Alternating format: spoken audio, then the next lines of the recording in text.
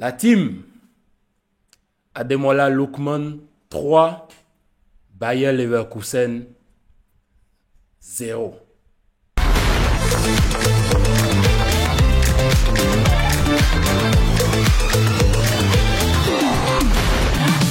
Les amis, j'espère que vous allez bien et que vous êtes en train de passer une superbe semaine. D'abord, je dois m'excuser pour ce silence. J'étais franchement super occupé ces derniers temps.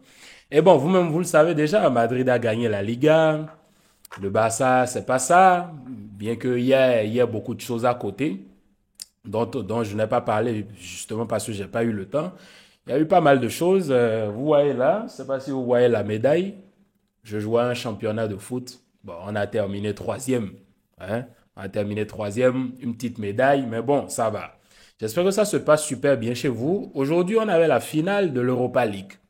Finale d'Europa League. Et cette vidéo, elle n'était pas prévue, pour vous dire la vérité, parce que il y a certains qui vont voir, ils vont se dire, mais pourquoi White fait une vidéo sur la finale d'Europa League et tout. Bon, c'est quand même une finale hein, de Coupe d'Europe. Même si je n'ai pas débriefé les autres matchs, il faut quand même en parler. Quand tu vois le score, c'est pas comme si on ne savait pas. On le sait tous. Bayer Leverkusen, cette saison, combien de théories les gens n'ont pas évoquées sur eux.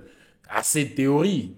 Que ce soit sur Xhaka, que ce soit sur Xabi Alonso, que ce soit sur ce qui se passe sous le terrain, dans le stade, au Bayer Arena. Tout ça, on a eu plusieurs théories. Mais vous-même, vous savez.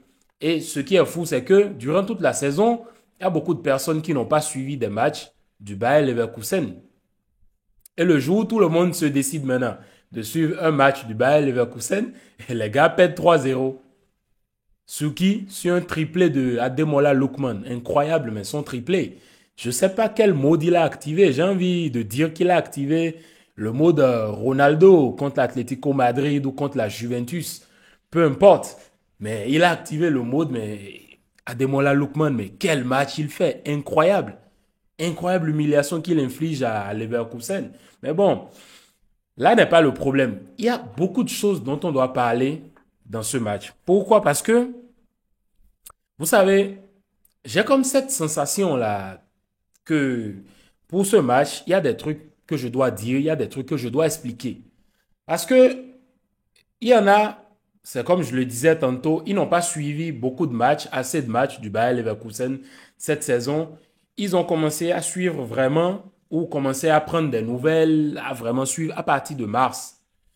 Vous voyez ce score-là de 3-0 que le Bayer Leverkusen se prend. Moi, ça ne me surprend pas. Pour vous dire, pour être sincère avec vous, moi, ça ne me surprend pas.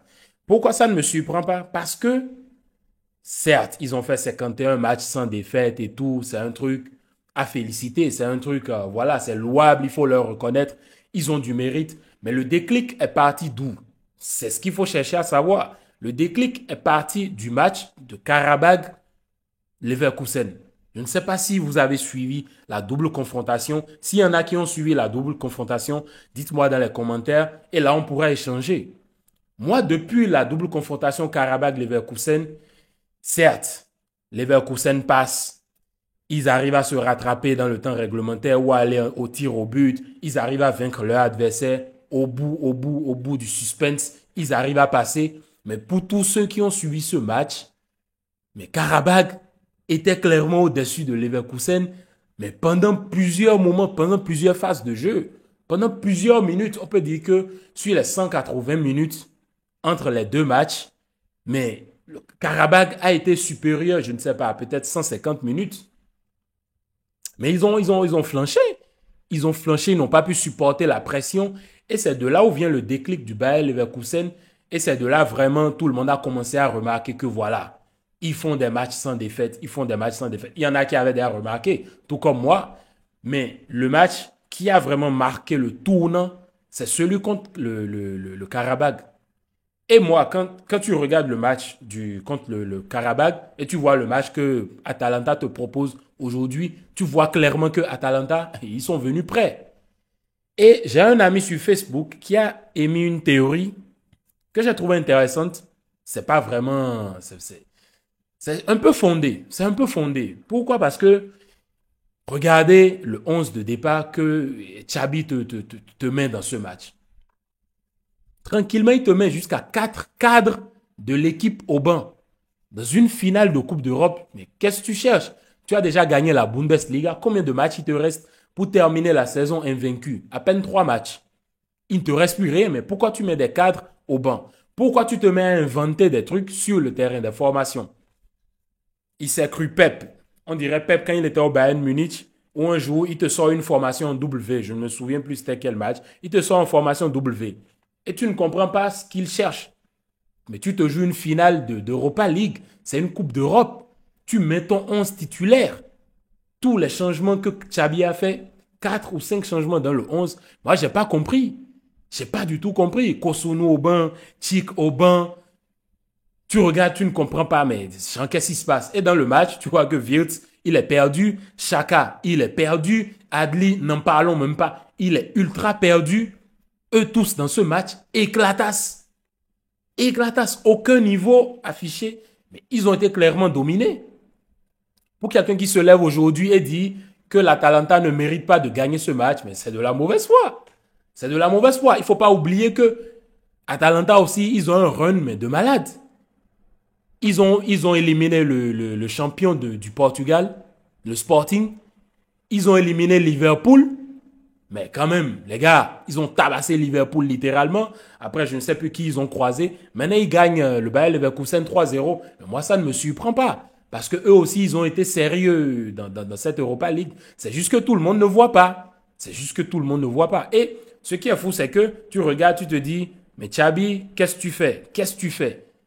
Pourquoi tu mets ce 11? Et il y a un ami qui me disait tantôt que c'est quand même fou d'attendre la finale d'Europa League pour faire ce genre de choses. Est-ce qu'il n'y a pas quelque chose derrière? Est-ce que le système... Parce que moi, je ne fais pas de paris sportifs. Mais je suis sûr que là, sur cette chaîne, il y a beaucoup qui font des paris sportifs. Et j'imagine combien ont perdu parce que tout le monde connaît le scénario. Tout le monde sait, oh non, Leverkusen, même s'ils sont menés 2-0, on sait comment ça se passe. 80e minute, cafouillage, but. 91e, 97e, cafouillage, but. On connaît déjà le script. Mais voilà, en face, vous avez une équipe d'Atalanta qui est venue jouer de façon sérieuse, qui est venue jouer une finale d'Europa League. Et qui n'a pas lésé, qui n'a pas lésiné plus tôt. Ils ont été clutch, ils ont été précis. Et Lookman, mec, incroyable. À 2-0, il y en a qui se disaient, moi je disais le pire scénario, et je disais plutôt que le meilleur scénario, c'était que Leverkusen réduise le score avant la mi-temps. Un retour maintenant de mi-temps, ou bien peut-être au retour de la mi-temps, 10 minutes après qu'il marque, et peut-être jusqu'à la fin, on verra ce qui se passe.